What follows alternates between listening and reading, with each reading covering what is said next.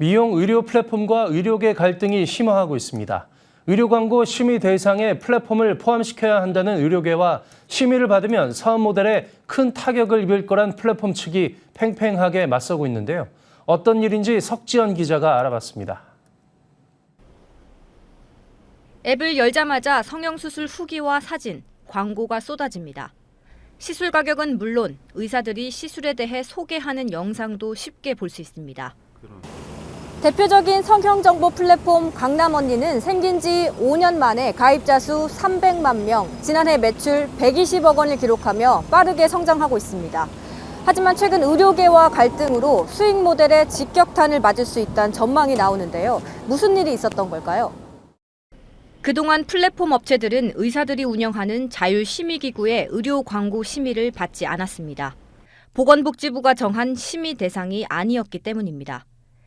하지만 최근 국회에서 플랫폼도 심의를 받도록 하는 개정안이 나오면서 업체들은 당혹감을 감추지 못하고 있습니다. 의료 광고 심의 대상이 되면 시술 후기나 가격 등을 공개할 수 없게 돼 수익 구조에 타격을 입는다는 겁니다. 가격도 쓸 수 있는데 지금 못 쓰게 되는 거고, 전후 사진도 쓸 수 있는데 못 쓰게 되는 거고, 그러면 병원들도 사실은 저희 강남언니의 광고를 올릴 이유도 크게 없어지거든요.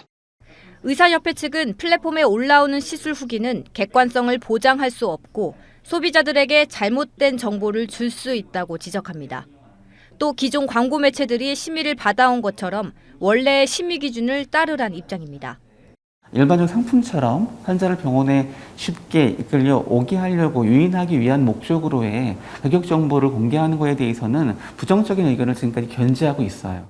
심의를 받지 않는 사이에 그동안의 가이드라인과 규제에서 벗어나서 동떨어지게 그들만의 어떤 규칙을 만들어서 그동안 많이 규제했던 모든 것들을 다 허용되는 어떤 해방구를 만들어 버렸기 때문에 플랫폼 업계는 플랫폼이 전문직 분야에서 올 수 있는 정보 비대칭을 해소할 수 있는 대안이라고 반박합니다.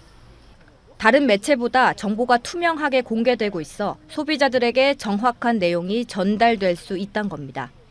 사전심의 대상이 아닌 아주 작은 병원들의 홈페이지 같은 경우는 사전심의 대상이 아닌데요. 오히려 플랫폼에 그 정보를 가지고 오면서 오히려 심의의 기준에 맞게 조금 더 정확한 정보가 올 수 있도록 오히려 저희가 수정하는 역할을 하고 있습니다. 현실에 맞지 않는 우려를 막 제기하면서 소비자의 알 권리에 대한 외면으로 일관한다면 이 시장은 점점 더 소비자는 깜깜이 시장이 될 것이고. 미용 플랫폼 업계는 조만간 소비자 대상 인식 조사를 진행하고 복지부 장관 면담을 요청하는 등 의료계 압박에 강경 대응을 예고했습니다. 머니투데이 방송 석지연입니다.